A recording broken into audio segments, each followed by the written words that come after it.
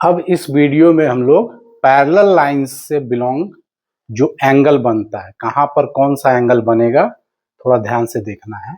अगर दो parallel line given है, two parallel lines are given, और एक ट्रांसवर्सल यदि इसको कट कर रहा है, तो यहाँ पर जो एंगल का फॉर्मेशन होगा सेम पोजीशन पर, पहला हमको फोकस करना है सेम पोजीशन पर, above the line, above the parallel line right side, ये एंगल हो गया 1, above the line right side angle 5, above the line left side 2, above the line left side 6, below the line right side 3, below the line right side 7, below the line left side 4, below the line left side 8। तो ये same position पर जो angle बना 1 5 2 6 3 7 4 8, same position पर जो angle का formation होगा इसको हम लोग कहते हैं,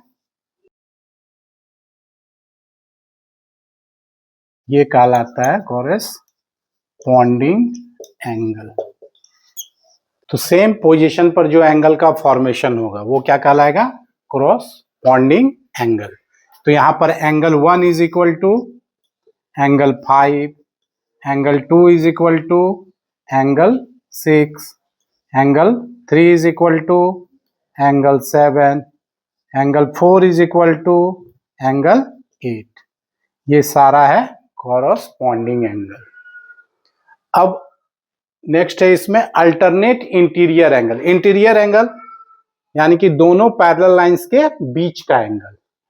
तो पैरेलल लाइंस के अंदर तो कौन कौन सा एंगल है, 3 4 5 6, अल्टरनेट 3 6 4 5, तो ये हो गया मेरा अल्टरनेट इंटीरियर एंगल। ये दोनों भी इक्वल होता है। सेकेंड मेरा हो गया अल्टरनेट इंटीरियर एंगल। तो इसमें आ गया angle 3 is equal to angle 6 और angle 4 is equal to angle 5। ये भी एंगल इक्वल होगा। Alternate interior angle parallel lines के इंटीरियर में देखना है, अंदर में। तो थर्ड एंगल है को इंटीरियर एंगल। दोनों पैरेलल लाइन के इंटीरियर में जो एंगल बन रहा है सेम साइड, 3 और 5 4 और 6, तो ये दोनों का सम होता है 180 डिग्री।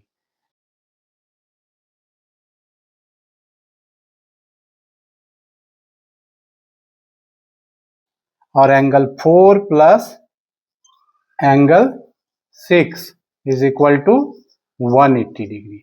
ये हो गया को इंटीरियर एंगल।